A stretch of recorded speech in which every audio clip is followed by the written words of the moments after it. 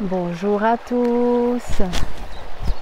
Je ne sais pas si vous vous souvenez, cet hiver, je vous ai amené dans cet endroit. J'ai des lunettes de soleil très puissantes parce qu'il fait très beau, je suis très heureuse.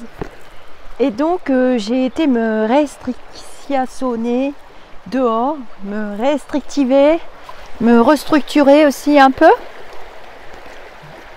à l'extérieur. Alors on va faire un petit instant de lecture avec le bruit de l'eau. Alors comme vous le savez, je choisis au hasard devant vous. Je suis désolée, je suis obligée de mettre des lunettes, il fait trop de luminosité, on va pas se plaindre quand même. Commencez pas à enchouiller. Regardez comme c'est joli. Regardez comme c'est joli. C'est rien que pour nous. Hop. Avec un bon bouquin. Bientôt une couverture pour s'étaler par terre. Le sol est encore un petit peu humide. Alors, j'ai pris mon vélo pour venir ici. Ah bah, on est bio, on n'est pas bio. Bon. Puis même de toute façon, c'est du bien. Alors, on y va. Tadam! J'ai mon petit crayon pour marquer, pour pas vous relire sans arrêt les mêmes pages. Donc, ce bouquin. Abécédaire de la sagesse. Quand même, il faut que je fasse bien mon... de Christophe André, Alexandre de Jolien, Mathieu Ricard. J'en ai fait d'autres en instant de lecture en bulle de sagesse. Nous croyons au pouvoir réconfortant de la sagesse. Elle a la capacité de nous aider à moins souffrir et à moins faire souffrir. Un moine, un philosophe, un psychiatre. Ils sont amis et ensemble, ils ont écrit 2 livres pour nous aider à vivre mieux. 3 amis en quête de sagesse et à nous la liberté. Donc Christophe André est médecin psychiatre. Il est l'auteur notamment de Imparfait, libre et heureux, Méditer jour après jour, le temps de méditer. Alexandre Jolien est philosophe. Il vit en Suisse. Il est l'auteur entre autres de Éloge de la faiblesse, Petit traité de l'abandon, Vivre sans pourquoi. Je vais commander ça, Vivre sans pourquoi. Mathieu Ricard est moine bouddhiste et photographe. Il se consacre à ses projets humanitaires et à des livres. L'art de la méditation, plaidoyer pour l'altruisme, plaidoyer pour les animaux, etc., etc. Alors, on y va. Je prends devant vous, tada, tiens, j'ai plus besoin de lunettes. Le soleil commence à tomber. Pas grave. Maladie. Oh. J'ai pas fait exprès, je vous jure. Vous savez que j'aime bien rire, mais là quand même, bon. Bon, mais quand même, c'est dans l'abécédaire de la sagesse. Donc, en médecine, on utilise souvent le vocabulaire guerrier. Se battre contre la maladie. Faire la guerre au cancer. Je suis toujours assez mal à l'aise avec ce genre de discours et la vision qu'il sous-entend. Il me semble qu'il nous éloigne d'un certain nombre de vérités. La maladie n'est pas un ennemi ni un adversaire, mais un déséquilibre. L'altération des mécanismes subtils qui maintiennent la santé en nous. La santé est un petit miracle comme la vie. Prendre soin de soi, pacifier ses émotions de peur ou de colère. Bref, travailler à la paix en soi, cela me semble plus efficace que mener une guerre stressante contre un ennemi imaginaire. Christophe. Alors, je vais vous en choisir une autre, mais il y a du monde, donc... Ouais, alors, hop, on recommence, on en fait un deuxième. L'empathie. L'empathie. Ça va être sympa ça. Ouais, j'adore ce bouquin, donc je vous le remontre une fois de plus.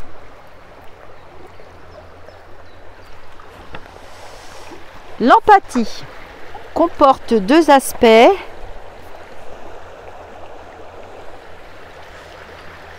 L'un affectif, l'autre cognitif. L'empathie affective est la capacité d'entrer en résonance émotionnelle avec les sentiments de quelqu'un d'autre, de prendre ainsi conscience de sa situation. Si l'autre est joyeux, je ressens moi-même une certaine joie. S'il souffre, je souffre de sa souffrance. Cette empathie affective nous alerte donc sur la nature et l'intensité des sentiments d'autrui, la souffrance surtout. L'empathie cognitive consiste à se mettre à la place de l'autre. Qu'est-ce que je ressentirais si je souffrais de famine ou si j'étais torturée en prison? Ou à imaginer ce qu'il ressent, sans pour autant ressentir la même chose. Je peux par exemple être assis dans l'avion à côté de quelqu'un qui est terrifié par les vols en avion et l'aider en imaginant sa détresse sans pour autant éprouver la même peur. Sans empathie, il est donc difficile de connaître la situation de l'autre et d'être concerné par son sort. L'empathie ne mène pas nécessairement à l'altruisme, ce désir de faire le bien de l'autre, et à la compassion, ce désir de remédier à sa souffrance. Il est essentiel pour soi-même de savoir distinguer ces différents états d'esprit. Si par exemple, je n'éprouve que de l'empathie, sans que cette empathie débouche sur l'altruisme et la compassion, je risque de tomber dans la détresse empathique et le burn-out. L'empathie est l'effet que le sort des autres a sur soi, tandis que l'amour altruiste et la compassion sont tournés vers les autres. Pour ne pas mener à l'épuisement émotionnel et au découragement, l'empathie doit prendre place au sein de la vaste sphère de l'altruisme. L'amour altruiste agit alors comme un baume à la détresse empathique et débouche sur le désir et la détermination d'aider ceux qui souffrent. Au lieu d'épuiser nos ressources émotionnelles, il renforce notre courage. Matthieu. Alors, ils disent qu'il faut voir aussi altruisme et compassion, donc je ne peux pas vous laisser comme ça. Je vais aller voir altruisme et compassion, parce que là, ça a éclairé mon diling. Altruisme. On va apprendre des choses dans ce livre. Altruisme. Altruisme, alors on y va. Comme on est bien installé, hein, on continue. Altruisme. On a parfois tendance à mettre dans le même sac l'altruisme, la compassion et l'empathie. Mais derrière ces mots, il y a des états mentaux différents qui ont des répercussions différentes sur nos comportements et par conséquent sur autrui. On va aller se mettre là-bas, tiens. Je vais voyager en même temps.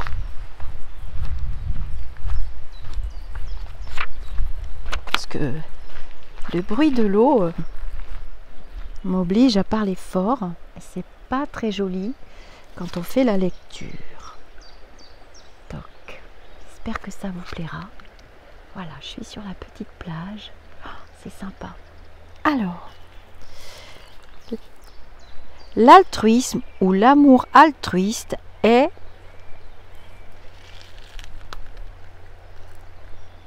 essentiellement l'intention de faire le bien des autres. Si je souhaite accomplir un acte généreux en calculant que j'en retirerai des avantages supérieurs au coût de mon acte, ce n'est pas de l'altruisme, c'est un comportement intéressé. La compassion est la forme que prend l'altruisme quand il est confronté à la souffrance d'autrui. Le bouddhisme la définit de façon particulière comme le souhait que tous les êtres soient libérés de la souffrance et de ses causes. Il se distingue de l'empathie. Donc là, ils mettent un petit aparté là, voir empathie, entre parenthèses. L'altruisme et la compassion sont limités s'ils se cantonnent à leur seule composante émotionnelle. Ils ont pourtant une dimension cognitive essentielle dont on parle moins souvent. C'est cette dimension qui permet d'une part de percevoir les besoins des autres, le désir qu'ils ont par exemple d'être affranchis de conditions défavorables ou pénibles, y compris ceux que nous considérons comme des étrangers ou des ennemis, et d'autre part d'étendre notre compréhension de leur souffrance. Pour le bouddhisme,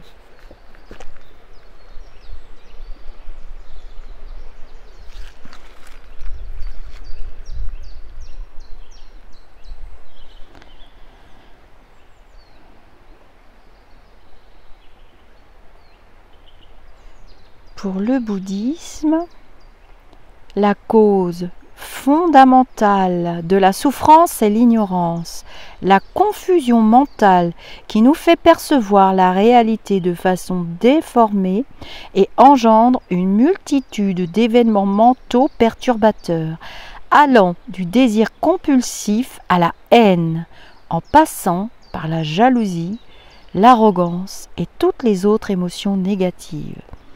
Si on ignore cet aspect cognitif de l'altruisme et de la compassion, en ne s'intéressant qu'aux formes visibles de la souffrance, on ne pourra jamais remédier entièrement à cette souffrance. Quand nous faisons un acte bénéfique pour autrui, dans un but intéressé, ce n'est pas vraiment de l'altruisme, puisque nous visons à promouvoir nos propres intérêts. On peut donc couvrir d'attention une personne âgée dans l'espoir d'hériter de sa fortune, accorder une faveur à quelqu'un pour qu'il fasse notre éloge, ou être généreux pour avoir une réputation de philanthrope. On peut aussi aider quelqu'un pour soulager notre mauvaise conscience, pour avoir de bonnes opinions de soi, ou pour éviter les critiques. L'altruisme est désintéressé. Quand on aide les autres dans le seul et unique but de faire leur bien, l'altruisme véritable est l'explication la plus simple et la plus vraisemblable d'actes bienfaisants qui se produisent constamment dans notre vie quotidienne. On pourrait l'appeler la banalité du bien. Le psychologue américain Daniel Batson, pour en avoir le cœur net, a passé 30 ans de sa vie à imaginer des situations expérimentales permettant de déterminer sans ambiguïté les motivations altruistes ou égoïstes des sujets dont il observait les réactions. À l'issue de ce travail patient et systématique, il a conclu que l'altruisme véritable existe bel et bien et que, dans l'état actuel des connaissances scientifiques, il n'y a aucune explication plausible des résultats de ces études qui seraient fondées sur l'égoïsme.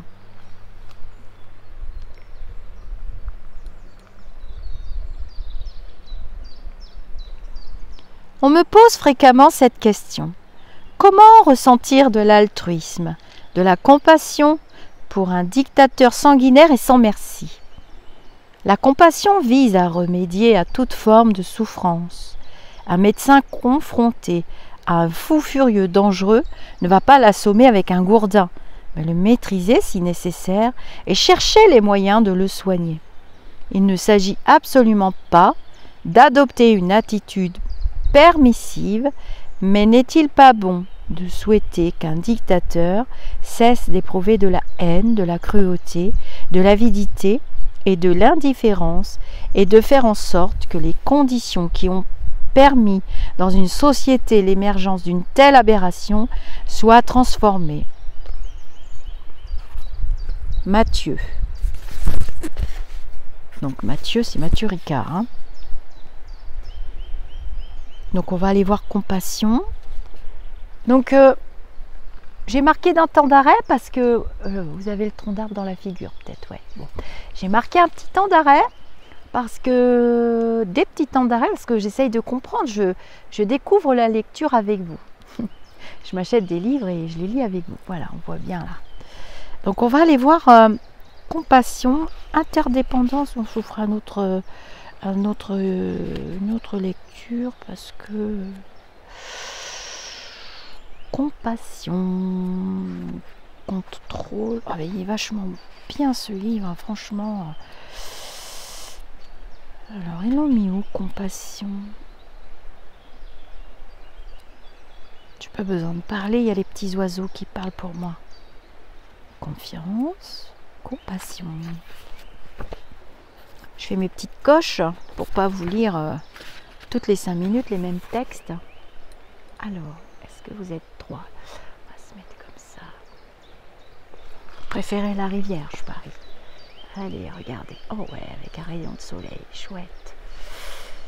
Ça fera du bien quand on sera en hiver 2021. Bon, on sera moins sur la chaîne. On aura repris nos vies en grande partie. Alors, Compassion. Vous êtes prêts? J'irai écouter pour voir si on entend bien les animaux. Je marque des temps d'arrêt parce que il y a des petits canards, des animaux qui passent et je ne veux pas leur faire peur. Il y avait des cygnes l'autre jour. Je ne sais pas d'où ils viennent. Bon, il y a des gens qui passent, il fait du footing, du vélo. C'est génial. La compassion est la forme que prend l'altruisme quand il est confronté à la souffrance d'autrui. Le bouddhisme la définit de façon particulière comme le souhait que tous les êtres soient libérés de la souffrance et de ses causes. On désire remédier aux causes comme un médecin souhaite mettre fin à une épidémie. Cela implique, parmi d'autres moyens, de remédier aux inégalités dans le monde, de permettre aux jeunes d'accéder à une meilleure éducation, d'améliorer le statut des femmes, etc., pour que disparaisse le terreau social dans lequel les mouvements extrêmes prennent racine. Quand la haine a déjà enflammé l'esprit de quelqu'un, la compassion consiste à adopter face à lui l'attitude du médecin envers un fou furieux. Il faut d'abord l'empêcher de nuire. Mais comme le médecin qui s'attaque au mal qui ronge l'esprit du fou sans prendre un gourdin et réduire son cerveau en bouillie, il faut aussi envisager tous les moyens possibles pour résoudre le problème sans tomber soi-même dans la violence et la haine. Si la haine répond à la haine, le problème n'aura jamais de fin. L'un des médecins du Dalai Lama, le docteur Tenzin Choedrak, a passé 25 ans dans les camps de travaux forcés chinois. Il n'avait aucune sympathie pour ces tortionnaires, mais il a réussi à ne pas céder à la haine. Après les séances de torture, il parvenait presque toujours à retrouver sa compassion. Il se disait que ces tortionnaires avaient subi un lavage de cerveau et méritaient sa compassion plus que sa haine. C'est ce qui l'a sauvé. Il craignait par-dessus tout de perdre la compassion qui donnait un sens à son existence. Dans le bouddhisme, il y a une pratique qui semble paradoxale à première vue, mais qui est très puissante. On commence par prendre conscience que, lorsqu'on souffre, on n'est pas seul à souffrir. Il y en a même qui souffrent bien plus que nous. On se dit alors, au lieu de me révolter, pourquoi ne pas embrasser aussi la souffrance des autres avec amour et compassion? On a souvent tendance à penser qu'on a suffisamment de problèmes comme ça, sans alourdir encore plus notre fardeau avec la souffrance d'autrui. Pourtant, c'est tout le contraire qui se produit. Quand on prend sur soi la souffrance des autres, puis quand on la transforme et qu'on la dissout mentalement par le pouvoir de la compassion, non seulement ça n'accroît pas nos tourments, mais ça les rend plus légers. Comment réalise-t-on cette pratique? On commence par ressentir un amour profond envers quelqu'un qui souffre. D'abord un être cher, puis on lui offre notre bonheur et l'on prend sur nous sa souffrance en se servant du va-et-vient de notre souffle. Au moment de l'expiration, on lui envoie en même temps que l'air qu'on expulse notre joie, notre bonheur et toutes nos qualités sous la forme d'un nectar blanc, rafraîchissant et lumineux. On pense alors que si sa vie est en danger, elle se trouve prolongée. S'il est pauvre, il obtient tout ce qu'il lui faut. S'il est malade, il recouvre la santé. Et s'il est malheureux, il trouve la joie et le bien-être. Puis, graduellement, on étend cette pratique à tous les êtres qui souffrent. Au moment où on inspire à nouveau,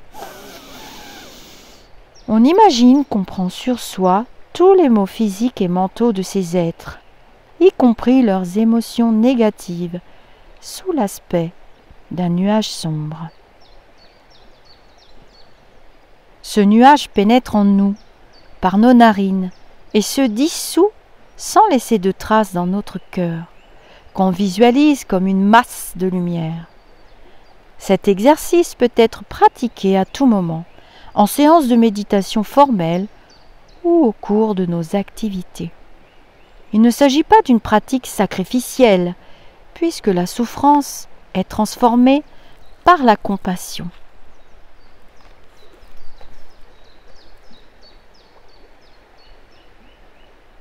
J'ai connu un vieux moine qui s'était livré à cette pratique jusqu'à son dernier souffle.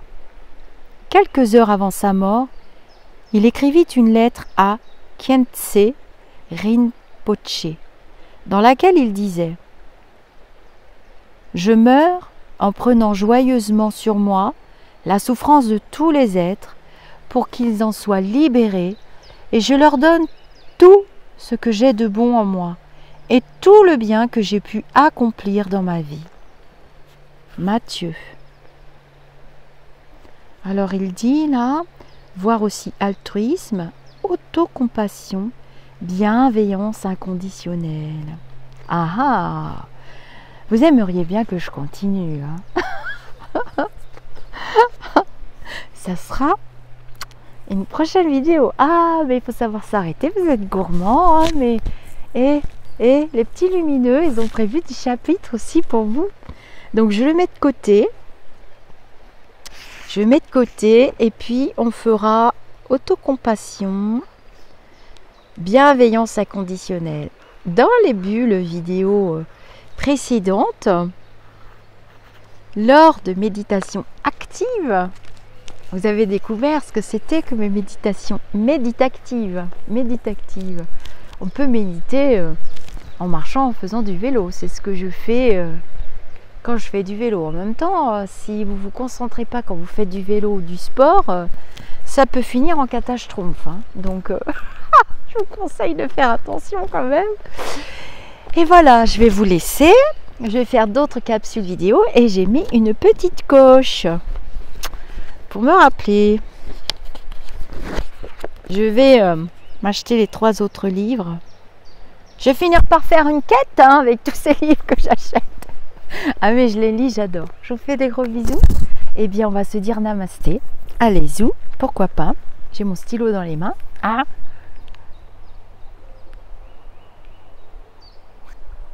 Alors namasté, on met les mains comme ça et on les pose sur le chakra du cœur, tout simplement. À très vite pour un autre bulle de sagesse ou instant de lecture. Mais ça, c'est pas un instant de lecture, c'est une bulle de sagesse.